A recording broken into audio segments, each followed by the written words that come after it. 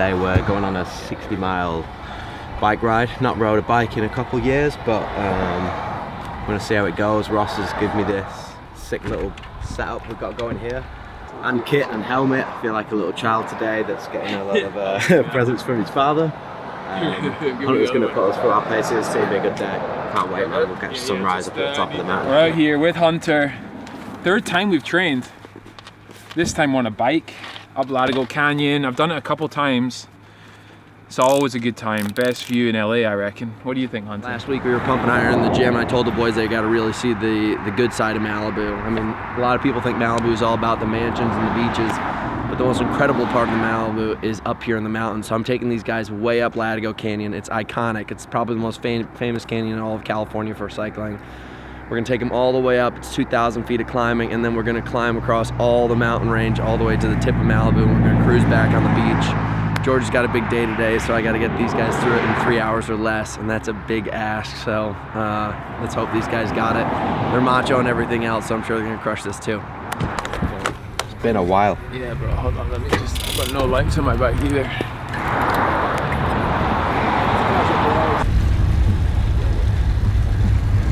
This is it, baby. This is it! Y'all ready for a little adventure?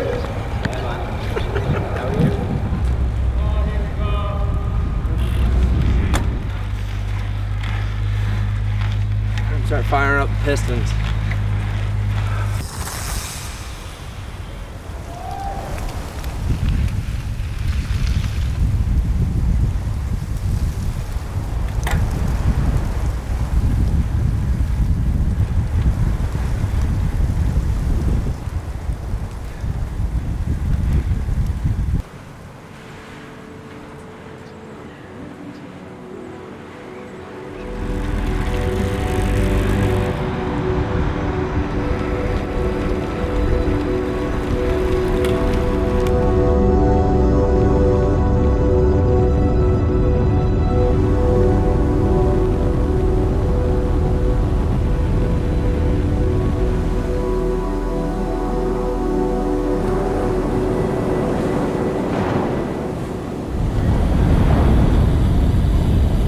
Grab an espresso, then we're gonna ride the beach, and then we're gonna come around Point Doom.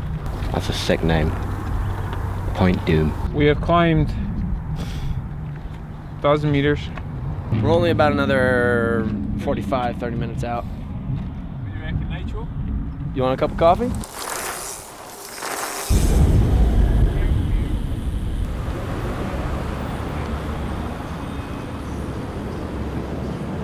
It went like Oasis from like the 90s and then the 2000s back up. Michael Owen, Beckham, Yeah. fucking gigs. What a fucking time.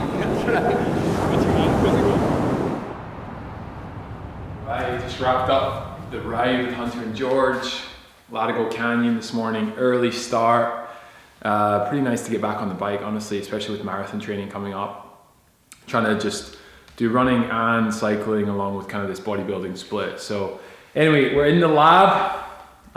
Some of you might have seen this from Instagram or whatever, previous YouTube videos, but probably one of my proudest accomplishments, I won't lie. You know, I think growing up, like the concept of like having your own home gym is just something that was like always on the mood board.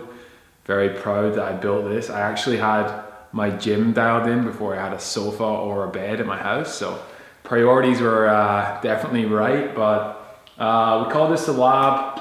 It's very much set up for my kind of training. A couple of pieces of equipment aren't here. They're actually up at George's house, the skier and the curve runner, but very much focused on kind of like high rocks, erg focused sessions, a bunch of recovery stuff. We obviously have a bunch of weights. We have the indoor trainer, again, like because I'm cycling more right now, and then squat rack, pull-up bar, GHD, one of the best ab exercises you can do, and then I think the Pilates, which is my wife's. So my wife is like honestly just an absolute beast at Pilates. I honestly think it's probably one of the most humbling workouts you can do is a proper reformer Pilates class. Whiteboard, most important for the workout, and then just here, the lat pull down machine. I think having a cable in your gym is really important if you're gonna have one more machine oriented piece of equipment. This kind of functional lat, bunch of different handles. We've got the low pulley as well. I think this is honestly complete. It's like 400 square feet, packed in, lights are good, music's blasting, I've got the Sonos there, and you know, I love it. I'm in here, I shut the shutter and just get after it with the boys. Sometimes 4, 5, 6 a.m, a bunch of guys turn up and we get after it. So if you're in LA, you want to train, just hit me up, we'll come through the lab and we'll get through it. Very proud of this, very proud. It's been a long day. We've got a podcast, video podcast with Daniel. He hit me up on Twitter, wanted to catch up. He's in LA, so looking forward to it. Seen a couple of the questions, largely focused on business, scaling a company. Obviously, you know, recently with the YouTube, a lot of the questions have been coming in about how to start a company, things that maybe seem simple to me now. Haven't gone through it, but I think a lot of the people who are watching this really trying to maybe launch a company for the first time, take a step into entrepreneurialism. Hopefully this podcast can shed a little light on how I did it and how, you know, some of you might be able to do the same. So looking forward to it. It's such a lonely journey launching a company. It's so glorified, entrepreneurialism. Oh, it's so cool, you live in LA and it's great, but like, it is a lonely journey. Even when you've reached some sort of, it's not finite, but when you've reached some sort of success with your business. You know, these brands where it's not just the physical product, it's the community. We touched upon this earlier. What's your take on that? Like, that is definitely happening more. Do you think the brands of the future are going to be more like that, where the founder is very visible and it's built around these communities? And how can you maybe elicit that if you're a founder listening to this now, wanting to build more of a community around your brand or product? I definitely think that is the future.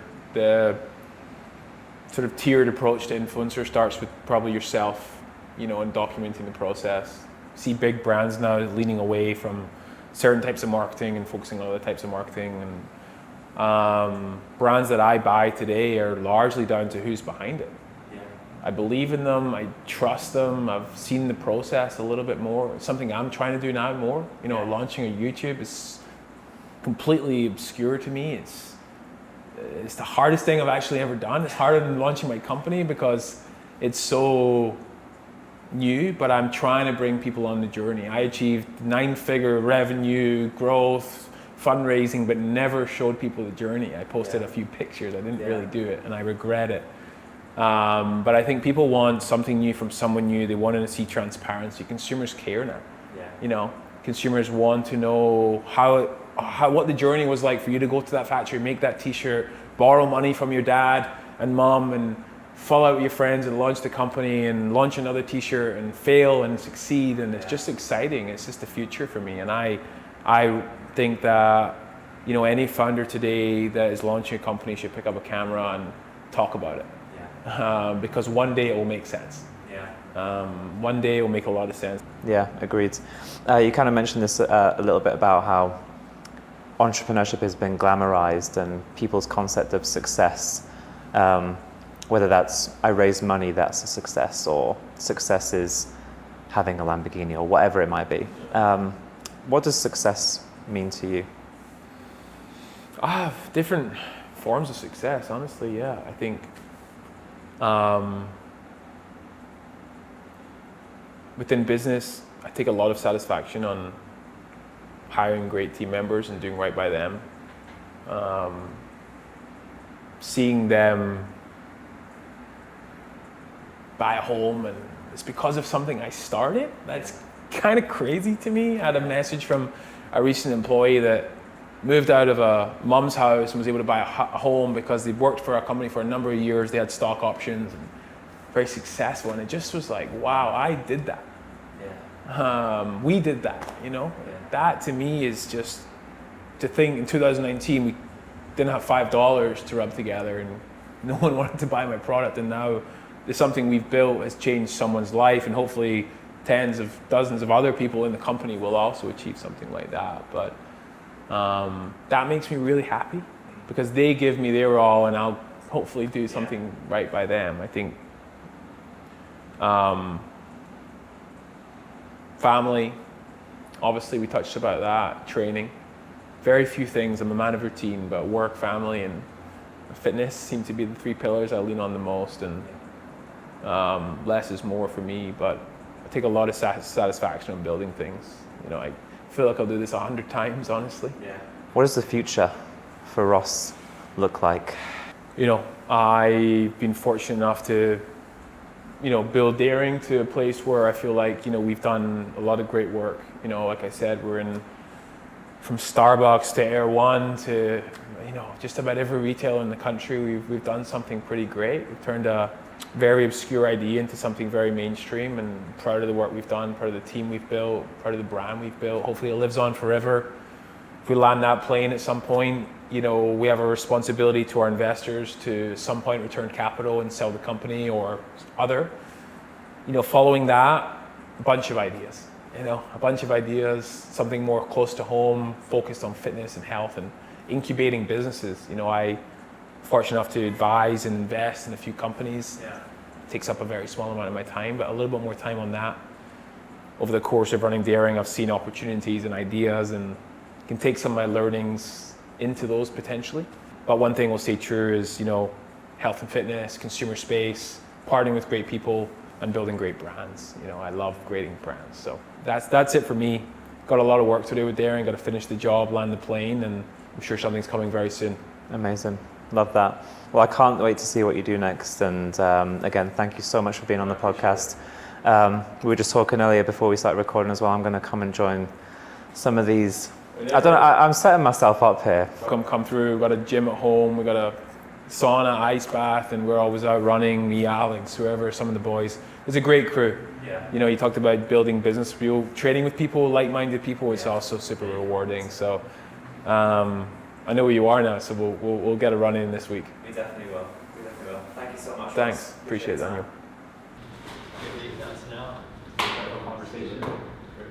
Yeah, hopefully it's good. It was so good. Really appreciate it. I'll drop you a text. We're done for the day.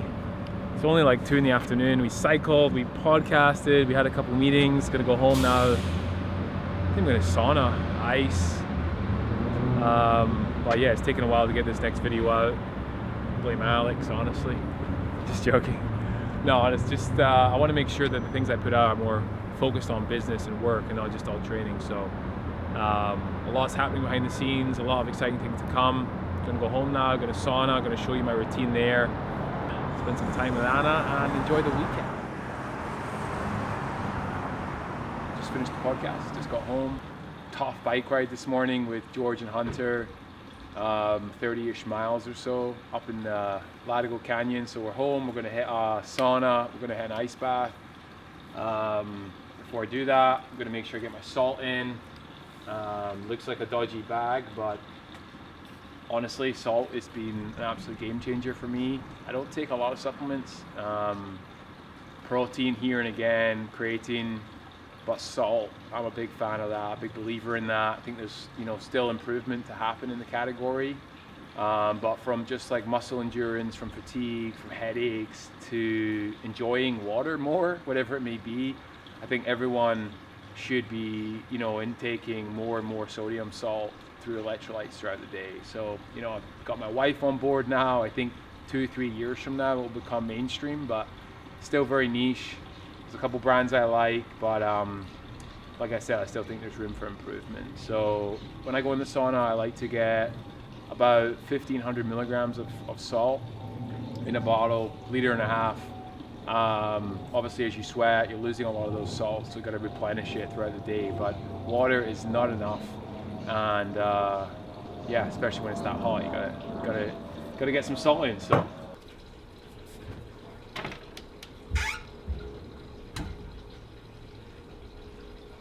Yeah, we got the sauna set drops. I'm not sure what temperature it is. It's normally about 200 degrees in here. It gets up to like 230. I like to get the sauna scent drops. Today we're using Bloom. Get a few drops of that. Crank that on the, oh, you smell that? Woo! It's hot. A couple of spoons of that. Honestly, the scent is unbelievable. I'm in here every night, get the scraper, scrape the legs, scrape the arms, whatever's feeling sore. Obviously we rode the bike this morning, so the legs are a little bit tight, but it's something therapeutic about it, honestly. You get in here, think about the day, feel very grateful, and then sort of plan for the next day. So yeah, 20 minutes in here if I can, maybe 12 minimum, get in the ice bath, repeat that 3 to 5 times depending on how much time I have. Yeah, if you're in LA, just hit me up. It's home setup, super dialed. It's honestly the best thing in the world. I think it's time for ice.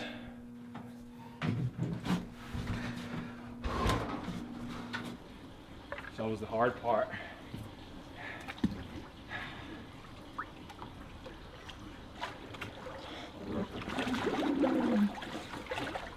So, 12-minute sauna. About 2 minutes in here. Back in the sauna. Back in here. Repeat. Repetition. That's it. Consistency. Whew, it's freezing. Honestly, I'm trying not to shiver, but How often are you in the ice bath compared to the sauna? I think like after weight training, never. That's what I'm reading. But if I come out the sauna in the evening and I've not just done a weight session, I'll come in here. So just to repeat, if I've done a cardio session, if I've run, I'll try and always get in the ice bath after. If I've hit like hypertrophy or weight training, I won't come in the ice bath straight away. It stunts muscle growth. So most evenings though, sauna for sure, and ice just about every other day, depending on the workout. If you had to choose between hot therapy and cold therapy, Benefits of both for sure, but hot, yeah.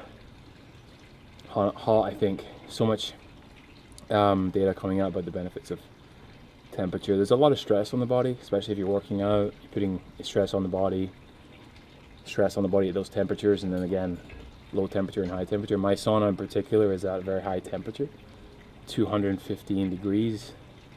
So, you know, it's not like a warm room, it's absolutely roasting.